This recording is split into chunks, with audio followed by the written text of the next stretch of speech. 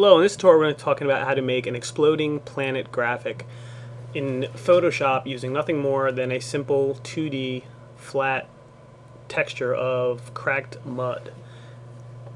So if we open up Photoshop, this is the image we're going to be working with. This image is also available to you in the zip file that you downloaded.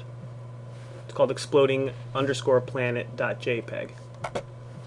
So what we're going to do firstly is we're going to kind of modify our base image a little bit so it does what we need it to do. So we're going to go under image and we're going to invert this image. Okay, so what this basically did was it made all those little black cracks white cracks, and this will make sense later on.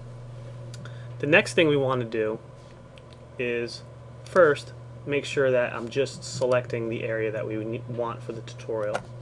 So let me select inverse this so we have just the square. Next thing we're going to do is go to sharpen, and we're going to go to unsharpen mask. You want to make sure that your amount is set to 500%, your radius is set to about 1.8 pixels, and your threshold is set to 122 levels. You're not going to see too much of a difference in the output, but that's okay. This is really for another filter we're going to add later on. What this does is really make all the little contrasting edges throughout the photograph high contrast so that this other filter can pull on that information. Okay, so after we have that done, let's go to our elliptical marquee tool, and with our shift key, let's hold down until we get a perfect circle. Okay, so I'm going to just copy that. I'm going to create a new layer. We're going to call this planet. Okay, and we're going to paste that in. Okay, so now we could delete this other layer because we don't need it anymore. And in the background, we're going to create a new layer. I'm going to call this background. Okay, and we're just going to make this a black rectangle. We're going to drag this layer so it's behind the planet. So you should have this kind of result right here. Okay, now we want to start making this object three-dimensional.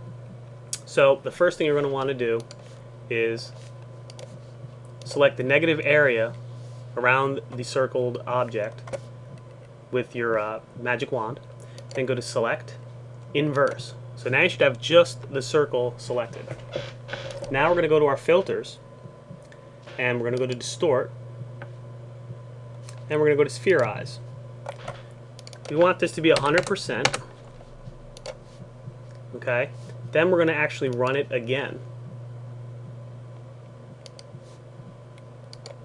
But this time we're going to do 50%. So you can already see it starting to look three-dimensional. That's exactly what we want.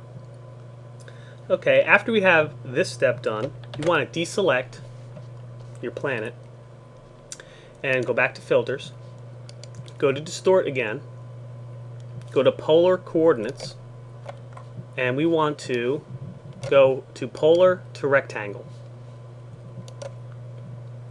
And you should see a shape like this.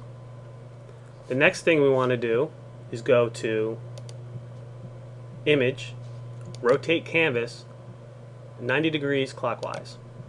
Now the reason we did this is because the filter we're about to use has to have the graphic in this position in order to work, and that'll become apparent when we do it right now. So you want to go to your filters, go to stylize, and go to wind. Hit OK. Now you probably want to hit Control F to apply it again. You could try to apply it 3 times if you want a really extreme effect, but I'm going to leave it with just it applied twice. This also really depends on the resolution of your image. If you're dealing with a really super high resolution image, you might have to do this 4, 5, 6 times to get the desired effect. So keep that in mind. So after we have that effect how we want it, we're going to go back to image, back to rotate canvas, and 90 degrees counterclockwise. We're going to go back to filter.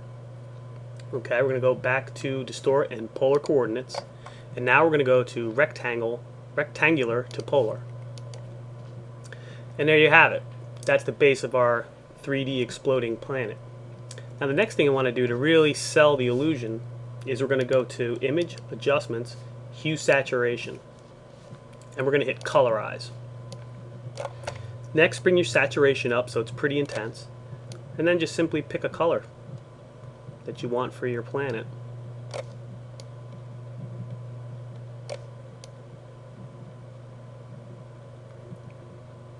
And we'll make ours about there. Bring our saturation up. So that's pretty much it. And if we zoom in on this, I mean, you could tell this really does look like a three-dimensional object. So that's it.